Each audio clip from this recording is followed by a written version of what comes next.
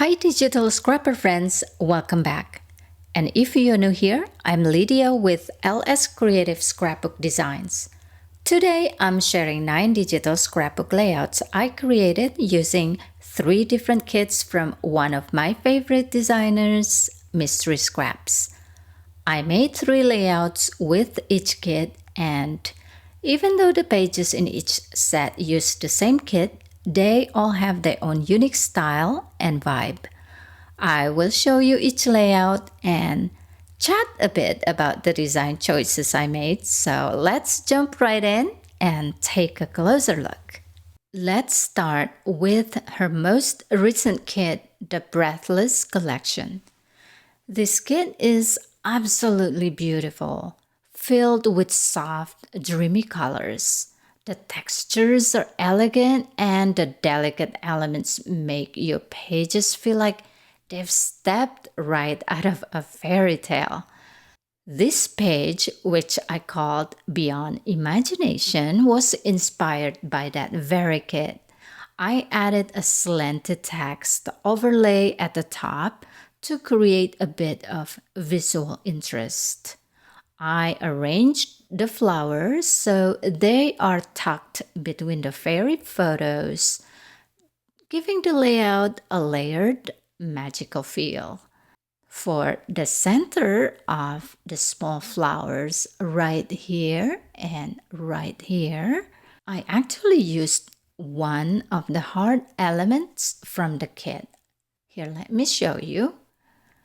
So this is the element that I use, and so I selected part of the image with the elliptical marquee tool and then placed it in the center of the flower.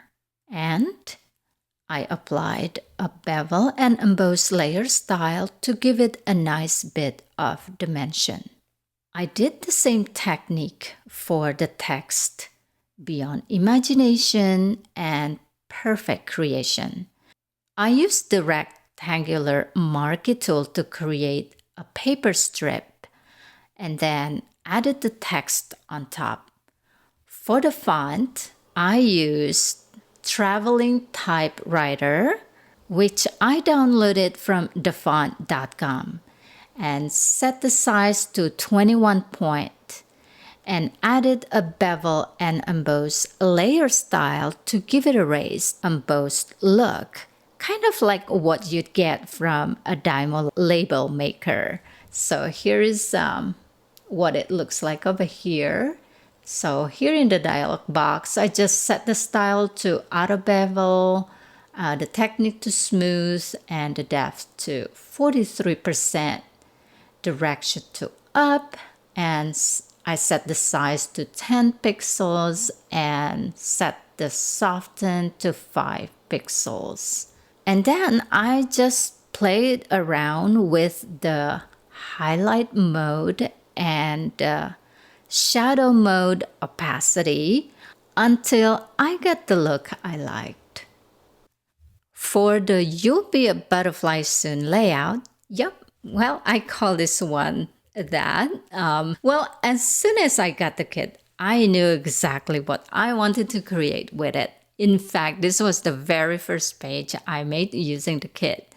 I duplicated the photo transfer of the girl twice, and so I placed one version behind the frame and the other on top of it. And then using a layer mask, I concealed the head area on the top photo so it wouldn't cover the frame. I also applied a layer mask to the frame itself and hid the right side of it. After that, I added a drop shadow to the frame, turned it into its own layer, and used another layer mask to hide the shadow on the right side, just to keep everything looking clean and natural. And to fine-tune the shadow, I used the transform option, or you can press Ctrl T, Mac Command T to get the transform option. And then in the tool options, I click the warp mode icon right here. And this will let you bend and adjust the shadow freely until it looks just right. For my third layout using the same kit, I came up with this page. I've always loved the look of folded and ripped paper. So I created that effect here in Photoshop. It is a little different from my other torn paper effect. And if you are curious, I actually have a tutorial on that. Just click the link in the top right corner right here, or you can find it in the video description below. For the title on this page, I kept it really simple, almost hidden on purpose. I wanted the focus to stay on the photo and the soft little flower clusters around it. But still, I feel like it might be missing something. What do you think, guys? Let's move on to another kit from Mystery Scraps collection. This one is called Sea Life. It came out at just the right time when I was looking for something to go with the photos I took on our recent trip to the Outer Banks and Cape Hatteras. I was so excited when I opened the kit. The soft blues, sandy tones, and ocean-themed elements like coral, seashells, and bits of dried seagrass were exactly what I needed. Everything feels so thoughtfully designed and full of detail. The papers are so beautiful and really help bring out the calm, coastal vibe I was going for. There is so much room to be creative with this one. All right, I called this one Not All Who Wander Are Lost. I actually got a standing O for this layout over at O Scraps. My husband took this photo of me looking out the ocean, and the dress I was wearing matched perfectly with the beautiful background paper. The stacked elements under the stamp paper really add depth to the page, and the sea themed word art over here and the shell that is just right here over on top of the title help bring everything together. I took this photo at Hilton Head, and yes, I'm a little obsessed with lighthouses. Anytime we visit a beach, I'm always on the lookout for one. There's just something about them that I find so calming and inspiring. For this layout, I first turned my photo into a watercolor effect. I will make sure that I link the tutorial I used down below. It's a really great one if you want to try it yourself. And then I used one of the papers from the Sea Life kit and adjusted the hue and saturation to remove the blue tone and give it a more neutral look.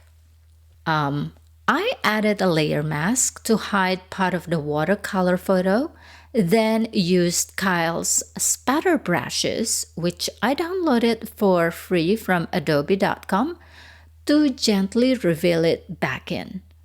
Finally, I added a few elements here and there for extra detail and texture. Do you ever scrap lift someone else's layout and make adjustment to fit your own photos and the kits you have? I definitely do that from time to time, especially when I feel stuck and need a little inspiration. This layout I'm about to show you is a perfect example. I scrap lifted it from one of Kristen Cronin-Barrow's creative team members using the Forest Tale collection. I was really drawn to her layering and clustering. It's phenomenal. The page felt lush and full, but it didn't overwhelm the central river scene. I loved the beautiful mix of flowers, leaves, wood textures, and those subtle travel and camping touches like the canoe, paddles, and compass. What really caught my eye was how nicely the layout flowed. It felt so balanced with a visual path that naturally guided your eye from the bottom left up to the top right and back to the center photo. And here's how my version turned out. I took this photo when we were in the Outer Banks, North Carolina, and I really wanted to keep the photo as the main focus of this layout. The calm water, wooden pier, and nautical decorations just work so well together to create a peaceful vibe.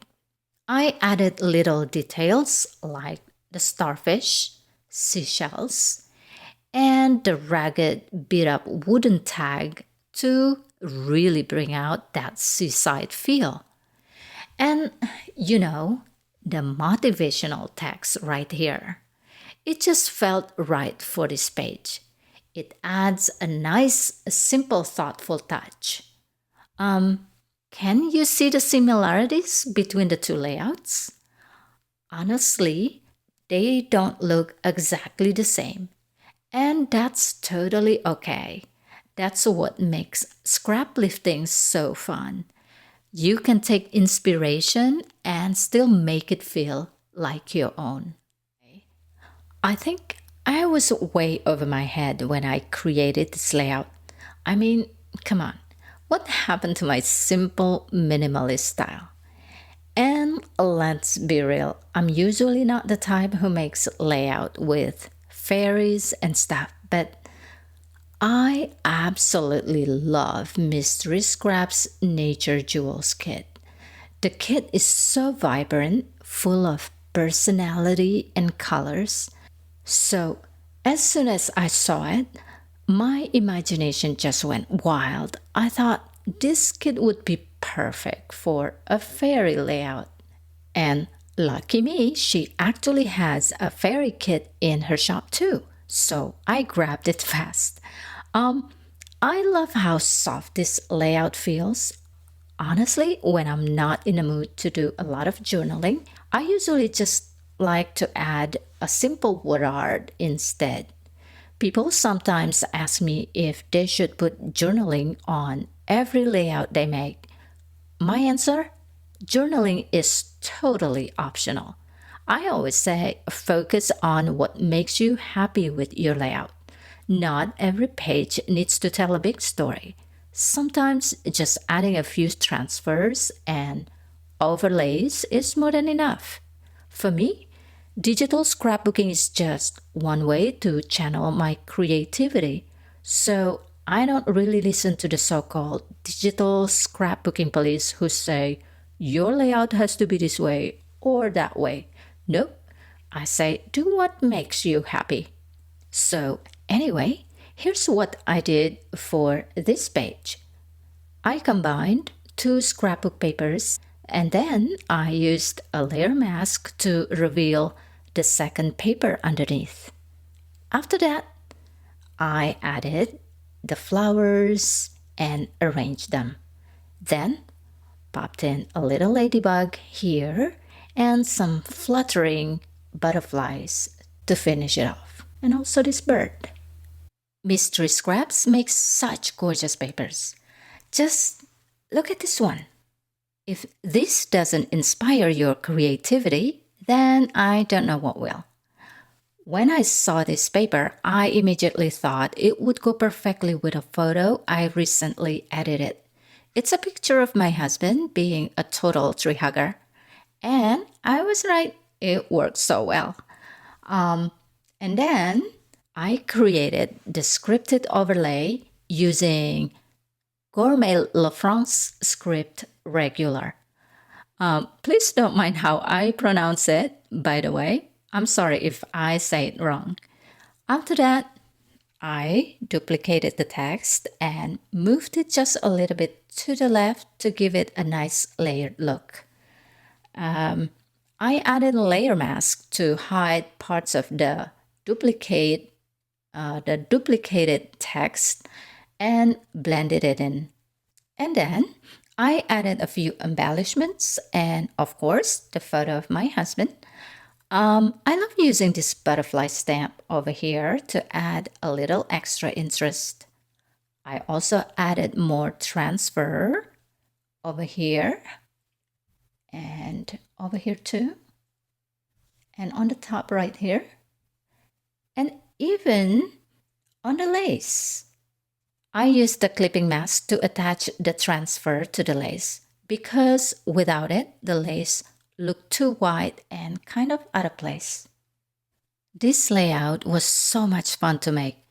As a minimalist digital scrapbooker, I absolutely love this kind of design. I started by adding the paper and adding a few transfers to the layout, and then layered on a splatter paint effect. In the layers panel, I used bevel and emboss, setting the style to inner bevel and the technique to smooth. I set the depth to 95%, but this can vary depending on your project. So feel free to experiment to see what works best for you. I set the direction to up, the size to 8 pixels, and the soften to 10 pixels. I also adjusted the shading. For the highlight mode, I changed it to lighter color and set the opacity to 17%. For the shadow mode, I reduced the opacity to 34%.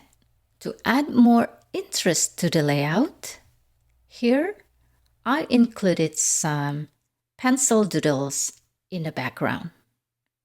Oh, and you know what? I will create a separate tutorial to show you how I made the circle title you see here. But for now, let me show you how I created the irregular heart shape right here using the ellipse tool. Okay, so in the toolbar, get the ellipse tool. It is nested together with the rectangle tool. So click on it, and then on the document, click and drag the shape that you want. So I'm just going to have it this size. And in the toolbar, get this convert point tool. It is nested together with the pen tool. So click on it, and here, click once on the middle section at the bottom of the bounding box to adjust the shape. And then in the menu bar, go to Layer, Rasterize, Shape. Let's get the Move tool. Press Ctrl J, Mac Command J to duplicate the shape. Press Ctrl T, Mac Command T to get the transform options. And rotate the layer a little bit to the side and nudge it, and then you just move it a little bit right there. And then click the check mark to commit the change. Use your arrow keys to nudge the layer. Okay. So now you can press Ctrl E, Mac Command E to merge the two layers together. In the menu bar, go to Filter, Liquify. And here, get this forward warp tool. And right there, let me zoom in a little bit. All right. So here, you can just nudge it a little bit to the side right there and over here also.